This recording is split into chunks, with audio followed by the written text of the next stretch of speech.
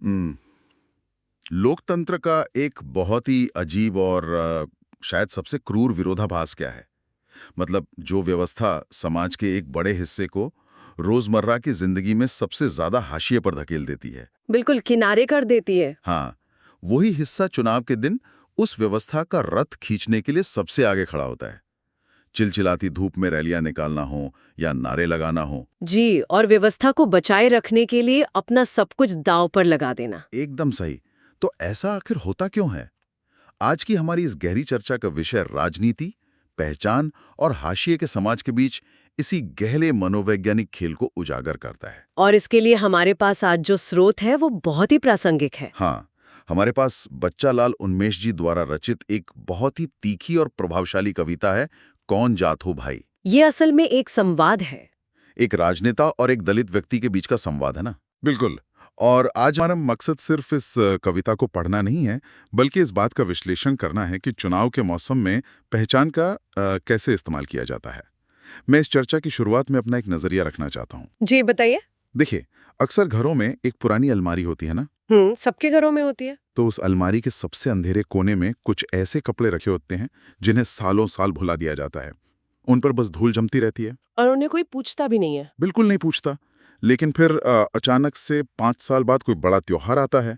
उन कपड़ों को बाहर निकाला जाता है, उन्हें झाड़ा जाता है। उन पर इत्र वगैरह छिड़क कर दुनिया के सामने ऐसे पेश किया जाता है जैसे वे सबसे कीमती हों। एग्जैक्टली। और जैसे ही त्योहार खत्म होता है, वे कपड़े वापस उसी अंधेरी अलमारी में कैद कर दिए जाते हैं। तो चलिए, आज इस मौसमी पहचान के विभिन्न पहलुओं को समझते हैं। मेरे साथ यहाँ इस चर्चा के लिए हमारी विशेषज्ञ मौजूद हैं। आपका स्वागत है। बहुत बहुत शुक्रिया। और ये जो अलमारी वाला उदाहरण आपने दिया ना, ये इस पूरी राजनीतिक प्रक्रिया को समझने के लिए एक बहुत ही सटीक शुरुआती बिंदु है। हम्म। लेकिन यहाँ एक बात स्पष्ट करना जरूरी है। हम यहाँ जो चर्चा कर रहे हैं वो किसी विशेष राजनीतिक दल या विचारधारा के समर्थन या विरोध में बिल्कुल नहीं है। बिल्कुल, हमारा उद्देश्य पूरी तरह से निष्पक्ष रहना है। जी, हमारा मकसद उस तंत्र का विश्लेषण करना है जिसे ये कविता हमारे सामने रखती है। जब इस संवाद को गहराई से देखा जाता है तो ये सिर्फ दो लोगों की बातचीत नहीं लगती। तो फिर ये क्या है? ये सत्ता और शोषित के बीच चलने वाले उस अदृश्य अनुबंध को सामने लाता है जिसे हर चुनाव में रिन्यू किया जाता है। तो चलिए इस खेल के पहले चरण से ही शुरू करते हैं। इस कविता की नींव उसी सवाल से रखी जाती है जो समाज में अक्सर किसी की हैसियत तय करने के लिए पूछा जाता है। कौन जाथू भाई? हाँ, और जब सामने से जवाब आता है कि दलित हैं साहब, तो राजनेता को इस जवाब से अपना वोट बैंक नहीं दिखता है। वो पूछता है, किस में आते हो? और यहाँ पर रोजमर्रा की कड़वी सच्चाई सामने आती है। बिल्कुल। दलित व्यक्ति का जवाब बहुत ही भयानक चित्रण है। वो कहता है कि वो गालियों में आता है, गंदी नाली में आता है और अलग की हुई थाली में आता है। मतलब छुआछूत और सामाजिक बहिष्कार ही उसकी असली पहचान है। हाँ, लेकिन राजनेता क्या सोचकर आया था? उसका अनुमान था कि वो व्यक्ति एक बड़ी कैटेगरी यानी हिंदू में आता है। और यहीं पर दलित व्यक्ति का एक बहुत ही तीखा जवाब आता है। वो कहता है, आता हूं ना साहब, पर आपके चुनाव में। लेकिन यहाँ मुझे एक बात खटकती है। मतलब शायद ये सवाल उठना लाजमी भी है। जी पूछिए। अगर राजनेता चुनाव के बहाने ही से ही जातिगत भेदभाव को भुलाकर सबको एक बड़ी धार्मिक पहचान के नीचे ला रहा है, तो क्या ये एक तरह से अच्छी बात नहीं है? ये तो एक बहुत ही दिलचस्प सवाल है ना? मेरा मतलब है, ये तो एक वीआईपी क्लब मेंबरशिप की तरह है। एक व्यापक पहचान समाज को जोड़ने का काम तो कर ही रही है। इसमें राजनेता को इतना गलत क्यों माना जाए? यहाँ सबसे दिलचस्प बात यह है कि हमें इस एकीकरण की शर्त को समझना होगा। क्या ये एकीकरण सच्चा है? शायद नहीं। अगर ये सच्चा होता तो रोजमर्रा की जिंदगी में भी नजर आता। लेकिन गालियों, नाली और अलग की हुई थाली का जिक्र ये बताता है कि बाकी के 4.5 साल कोई क्लब मेंबरशिप नहीं होती। मतलब सिर्फ चुनाव के वक्त के लिए ये मेंबरशिप एक्टिवेट होती है। बिल्कुल। सत्ताधारी वर्ग धार्मिक पहचान को एक राजनीतिक हथियार के रूप में इस्तेमाल करता है। चुनाव के समय एक बड़ा छाता खोलकर सबको अंदर बुला लिया जाता है ताकि मेजॉरिटी दिखाई जा सके। और वोट पड़ते ही वो छाता बंद। एकदम। जो व्यक्ति उस छाते के नीचे आया था उसे वापस उसी जातिगत व्यवस्था की बारिश में भीगने के लिए छोड़ दिया जाता है। इस स्रोत में जो पहचान दी गई है वो सिर्फ सुविधा के अनुसार समावेश है। तो ये एक सशर्त पहचान है जो हाशिए पर रहने वाले लोगों को सिर्फ राजनीतिक फायदे के लिए दी जाती है। जी, सत्ता ये बात जानती है कि अगर हाशिए के लोगों ने अपनी असली सामाजिक स्थिति पर वोट दिया, तो सत्ता का पूरा समीकरण ही बिगड़ जाएगा। चलिए अब थोड़ा आगे बढ़ते हैं। पहचान तय होने के बाद ये चर्चा उस दिशा में मुड़ती है जहां इस राजनीतिक पहचान को खुश करने की कोशिश होती है, प्रलोभन का खेल। खाने पीने वाला हिस्सा है ना? हाँ, यहां बात और भी ज्यादा दिलचस्प हो जाती है। राजनेता पूछता है कि क्या खाते हो और क्या पीते हो। और वास्तविकता क्या है? वास्तविकता बहुत क्रूर है। वो व्यक्ति कहता है कि वो मार खाता है, कर्ज का भार खाता है और तंगी में कभी कभार नमक अचार खाता है। और पीने के नाम पर छुआछूत का गम और टूटे अरमानों का दम पीता है।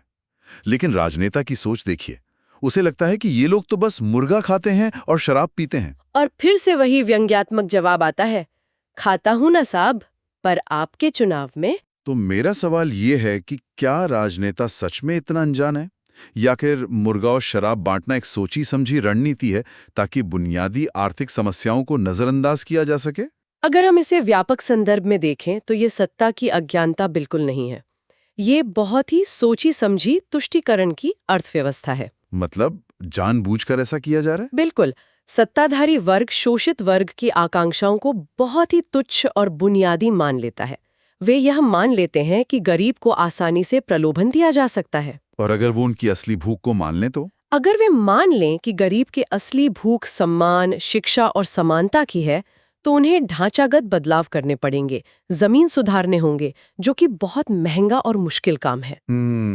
और शायद सत्ताधारी वर्ग के अपने ही हितों के खिलाफ भी हो? एकदम सही। इसलिए चुनाव से एक रात पहले शराब या मुर्गा बांटना एक बहुत ही सस्ता सौदा है। वे असली भूख को एक तात्कालिक भूख से बदल देते हैं। बाप रे, ये तो बहुत ही भयानक है कि कैसे गरीबी का इस्तेमाल करके लोगों को सस्ते में खरीद दिया जाता है। और शोषित वर्ग भी उस एक रात की राहत को स्वीकार कर लेता है, क्योंकि रोजमर्रा की जिंदगी इतनी मुश्किल है। सही कहा। अब खान पान के प्रलोभन से आगे बढ़कर इस बात पर आते हैं कि इस पूरी व्यवस्था से दलितों को असल में हासिल क्या हुआ है? क्या मिला है भाई वाला सवाल। जी, जवाब में कविता बताती है कि दलितों को जिल्लत भरी जिंदगी और सवर्णों की छोड़ी हुई गंदगी मिली है। लेकिन राजनेता को लगता है कि उसने तो बड़े बड़े वादे दिए हैं। और वो व्यक्ति सहमति जताता है कि हाँ, वादे मिलते हैं, लेकिन सिर्फ चुनाव में। मुझे तो ये बिल्कुल एक अदृश्य स्याही से लिखे हुए कॉन्ट्रैक्ट की तरह लगता है। हवाई वादे।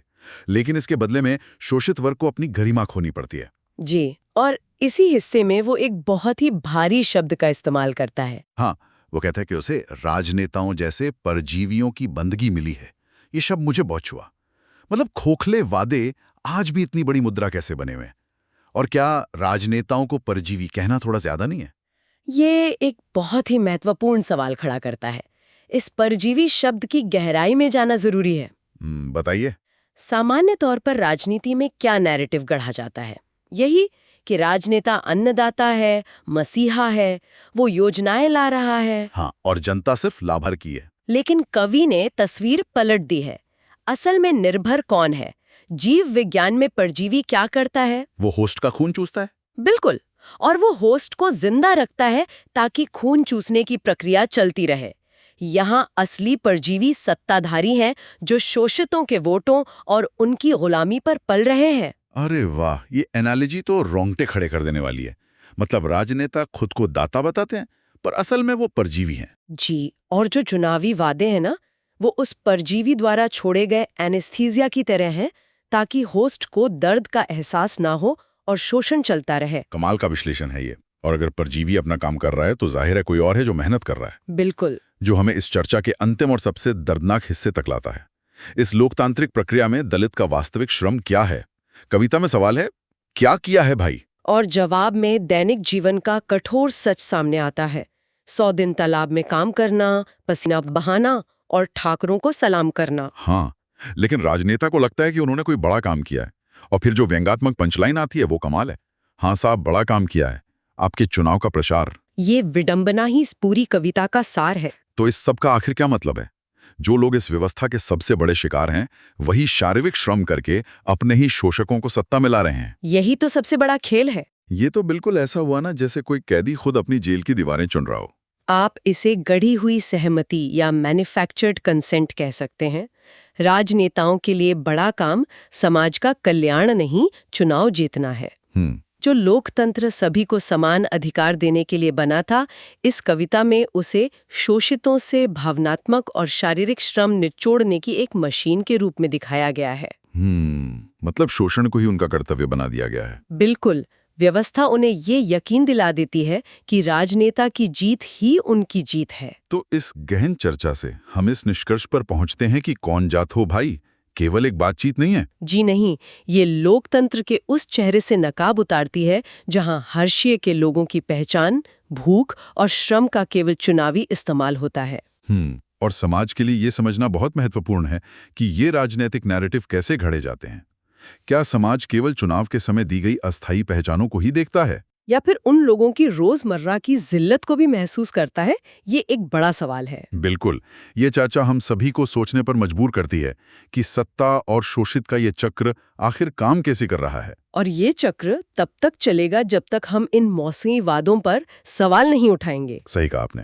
तो चलिए इस चर्चा का अंत एक गहरे सवाल के साथ करते हैं, जिसे सुनकर शायद लोग विचार मग्न हो जाएं। जी देखिए, अगर लोकतंत्र सचमुच समानता का साधन है, लेकिन इसकी पूरी मशीनरी हाशिए के लोगों के इसी मौसमी इस्तेमाल पर टिकी है, तो चुनाव खत्म होने के बाद क्या होता है? बहुत ही प्रासंगिक सवाल है। क्या एक मतदाता की असली ताकत बैलेट बॉक्स में बटन दबाने में है, या फिर चुनाव के बाद इन परजीवियों द्वारा तय की गई उस मौसमी भूमिका को निभाने से इनकार कर देने में है? हम आपको इसी विचार के साथ छोड़ जाते हैं। इस पर जरूर सोचिएगा।